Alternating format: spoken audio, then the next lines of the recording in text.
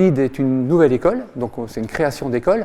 Par contre, l'activité existe déjà depuis 6 ou 7 ans à peu près, puisqu'on a construit le projet de l'école sur l'existant, c'est-à-dire Hémisphère, la plateforme universitaire plutôt experte en design thinking, pour résumer, et TechShop, l'atelier collaboratif qui permet aussi d'être créatif et de faire du prototypage, notamment avec un parc de machines assez exceptionnel.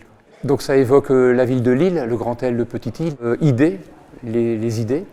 Il y a le côté lead anglais, leader, mener un projet par exemple. Les 2D, ça peut se traduire en développement durable ou autre chose, parce qu'un des intérêts de l'école, c'est de travailler sur un master où les gens ils se posent la question de l'intérêt de l'avenir de l'homme et de la planète, quoi. Il y a le côté des développement durable et responsable.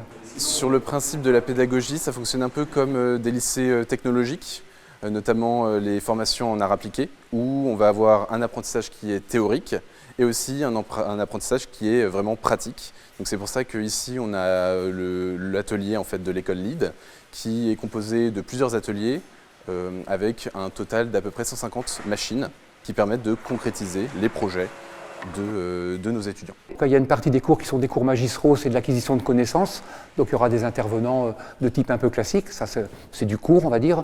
Il y a une partie qui est importante aussi sur le terrain, en machine, enfin en machine ou avec les machines, c'est-à-dire travailler la matière, les espaces, les formes. Donc là on va utiliser ce parc de 150 machines qui était déjà celui du TechShop.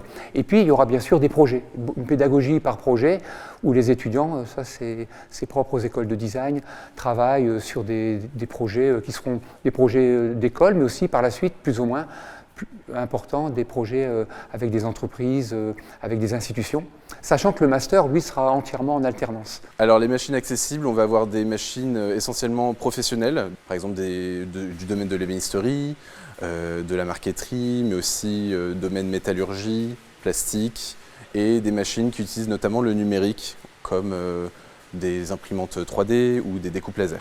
Pendant ces 3 années de licence, et notamment la 2e année, ils pourront faire des choix un peu d'options, de parcours qui leur plaît davantage. Exemple, plutôt design d'objets, d'espace, graphisme, numérique, à voir. Mais je dirais, à partir de la 3e année, on repart sur des projets globaux. Donc ça, c'est la licence.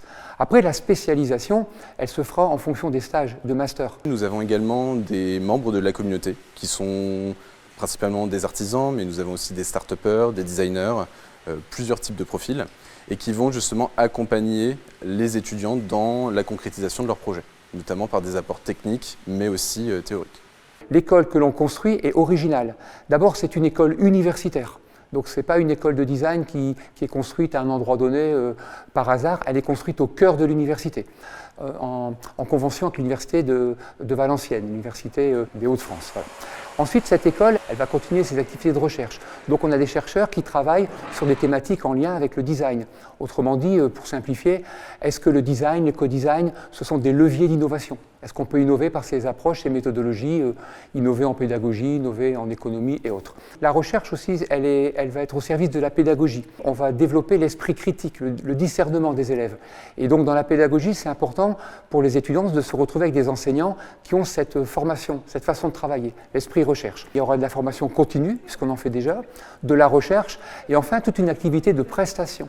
C'est-à-dire que toutes les prestations que faisaient Hémisphère et TechShop jusqu'à aujourd'hui continueront d'être réalisées à destination d'entreprises, d'établissements, et presque souvent sur des thématiques qui sont inspirées de la pensée design, c'est-à-dire des ateliers collaboratifs, pour citer les plus importants.